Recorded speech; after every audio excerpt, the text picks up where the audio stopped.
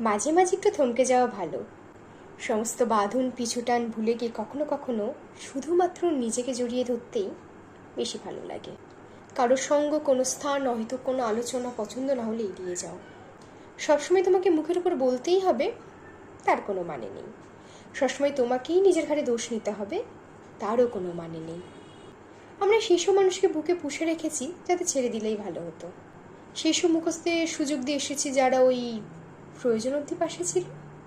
স্বার্থপরদের কাছে টেনেছি যারা আমাদের সর্বস্ব শুষে নেওয়ার পর আমাদের জ্বরটাকে বাঁধতে দিয়েছিল। লোকে কি বলবে ভাবতে গিয়ে আমাদের নিজেদের ইচ্ছাটাকে বিসর্জন দিয়ে এসেছি কতবার। কিছু বদলেছে? তাই সবসময় তো লোকে কি বলবে ভাবতেই হবে না। লোকে তোমার ভাঙনগুলো দেখেনি, ওরা তোমার শুকনো গালে কান্নার স্পষ্ট দাগটা বুঝতে চায়নি।